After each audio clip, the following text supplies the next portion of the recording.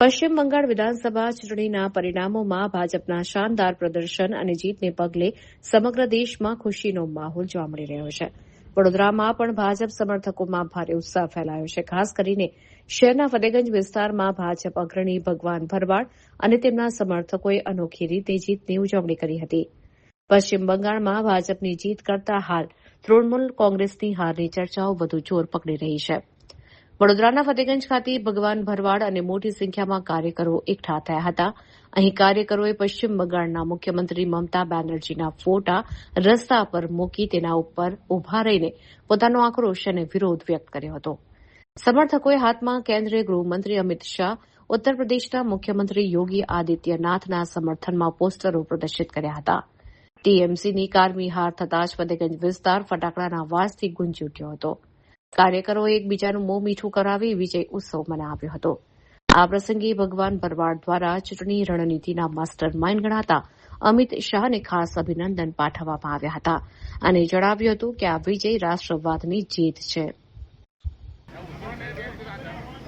આજે પશ્ચિમ બંગાળમાં જે પ્રમાણે હિન્દુઓની પાર્ટી ભારતીય જનતા પાર્ટીનો જે પ્રચંડ વિજય થયો છે એનો શ્રેય જાય છે અમિત શાહજીને, યોગીજીને. કેમ કે અમિત શાહજી 4 મહિનાની જે મહેનત હતી, જે ત્યાં રહ્યા અને જે ફોર્સ ઉતારી ગામે ગામ, એટલે હિન્દુઓને એક શક્તિ આવી વોટ કરવાની. તો મોટી સંખ્યામાં હિન્દુઓ બહાર નીકળીને વોટિંગ કર્યું, એનું આ પરિણામ આવ્યું. બાકી પશ્ચિમ બંગાળમાં અમને ખુશી એ વાતની છે કે આજે બંગાળ આઝાદ થયું. જે ત્યાં નર હિન્દુઓનો જે રાત દિવસ થઈ રહ્યો હતો એ હવે અટકશે. જો ટીએમસી આવ્યું હોત તો કેટલા હિન્દુઓનો નરસંહાર થાત અને કેટલી દીકરીઓનો રેપ થાત.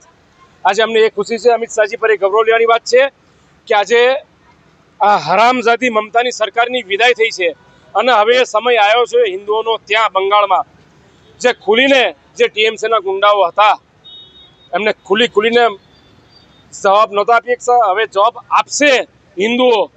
હવે હિન્દુઓ બહાર નીકળ્યા છે અને જે પણ છોકરીઓનો રેપ થયો હતો બંગાળમાં એને આજે શ્રદ્ધાંજલિ કહેવાય. આ વિજય બહુ મોટો વિજય એમના માટે કહેવાય.